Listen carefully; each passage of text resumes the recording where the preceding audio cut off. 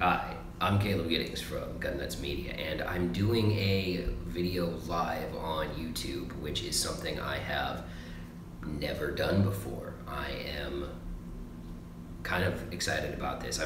YouTube Live is an interesting monkey to me because I'm used to always uploading my content and waiting for results and that kind of stuff. So instead, I'm going to do it live. But this is going to be a very short video because what I'm going to do today is deliver 5 facts.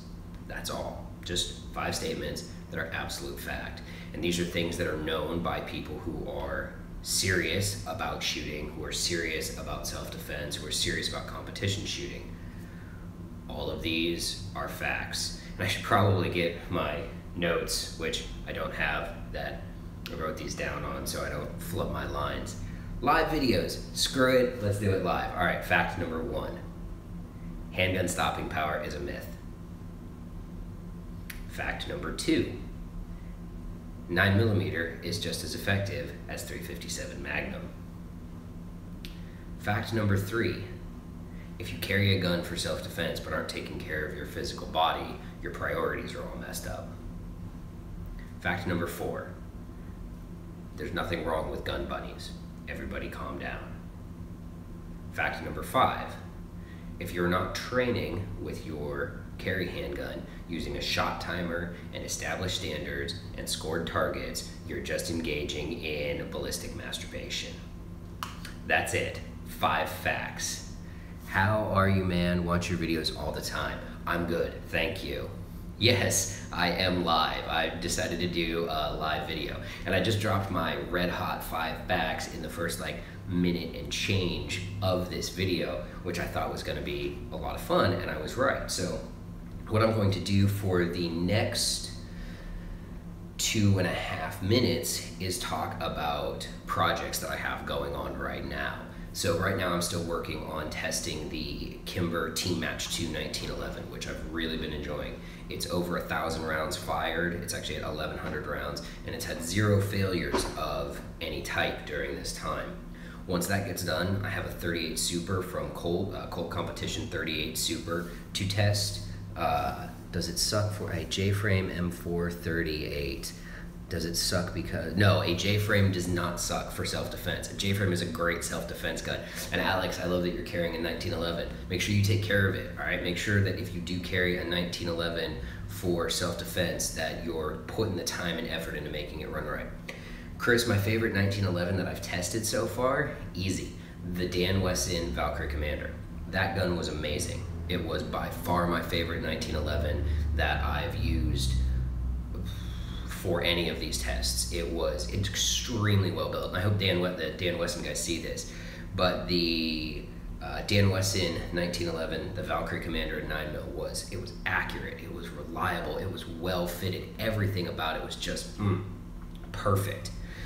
Great info with all your vids. Thanks. I carry an XDS and at the range Glock 19, Glock 19s, J-frames. Yeah. I love the J-frames. I really actually do love J-frames. I've shot revolvers for most of my shooting career, and the J-frame is this great gun where if you know what you're doing, it can be difficult to shoot and can be frustrating, but once you kind of master that, it gets really great. It gets really awesome. Are you going to be offering training classes? Yes, Chris, we are working on training classes and private training.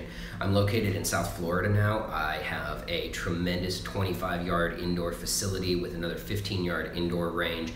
We're working out some kinks in the actual business down there itself. Once we get those squared away, we're gonna start offering private training classes. They're going to focus on the 2 things that I know: civilian self-defense using a handgun from concealment and competition shooting.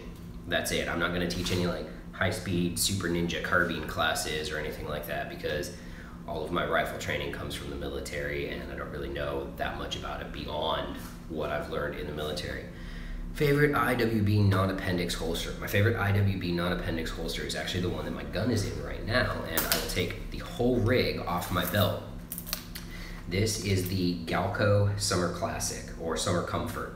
It is my favorite IWB non-appendix holster, and the only IWB non-appendix holster that I ever actually use on a regular basis. Anyone carry a Micro 9? The Kimber Micro 9, that's the striker fired or double action one, right? I don't have any personal experience with it other than shooting it a little bit at a media event that Kimber put on a few years ago. I remember thinking it had a lot of recoil for a 9mm that small, but other than that, for the brief few minutes that I shot it, I really enjoyed it. So I don't really have any thoughts on it beyond that. I have shot a lot of Kimbers. I shot the Kimber Ultra, I think it's called. It's their commander size one. It's 4-inch gun, bull barrel, full size frame. I had one of those. It scored an 80 something on the test. And then obviously I'm testing the Kimber Team Match 2 right now, which I'm really enjoying. So future projects that we have coming up before this video gets too far off the friggin' rails. 38 Special for concealed carry. 357 sucks to shoot and it sucks to train with. And while you actually do get a ballistic upgrade going to 357 over 38, the 357, it's just not going to be as much fun to practice or train with. 38 Special plus P, 158 grain lead semi-wad cutters. Rock Island Armory 1911, good for self-defense. The question, if you want to carry a rock for self-defense, test it thoroughly. I really like Rock Island Armory. I'm friends with a bunch of people who work there. They've sent me 2 guns to review. One of them is a friggin' stud. It's gone for over 3,500 rounds with 0 failures of any type. The other one went for 2,000 rounds and had some failures. So with a Rock Island, you could get a superstar gun or you could get a gun that's not as good. So make sure if you're gonna carry a gun for self-defense that's in that kind of tier of maybe it's good, maybe it's not, make sure you test it a lot before you actually bet your life on it. You know, that's kind of the key thing.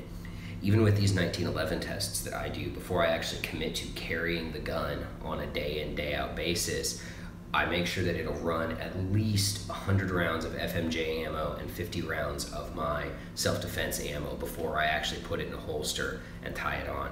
Man, I just noticed I'm all sweaty right here. I just got back from the park with the dog and it's like 97 degrees out today. All right, so if I don't catch any more questions here in the next couple of minutes, my 5 facts at the start of this video, a little bit of fun trolling for everybody, also things that are true. 9mm shield for carry, absolutely. Yeah, 9mm shield is great. What carry ammo do I use? I use, let's see if you can see these. Oh yeah, buddy. These are Winchester PDX-1 Defender 147 grain rounds. These used to be called Winchester Ranger Ts, and they still are when they're marketed to the law enforcement community. But Winchester Ranger Ts or PDX-1 Defenders, this is Winchester's premier bonded self-defense round. It penetrates 12 to 16 inches of ballistics gel after defeating common barrier materials and expands to a diameter of 0.5 to 0.6 inches. I love them. I think they're great. Alright guys, that's it for my first live video. I actually had fun doing this and answering your questions rapid fire. I think we're going to try to make this a regular segment each week where I go live and we do a Q&A session. If that's something that you think you guys would like to see, let me know down in the comment section if you want to see more live videos, more Q&As and stuff like that. Until next time, I'm Caleb Giddings, and remember, run your gun, not your mouth.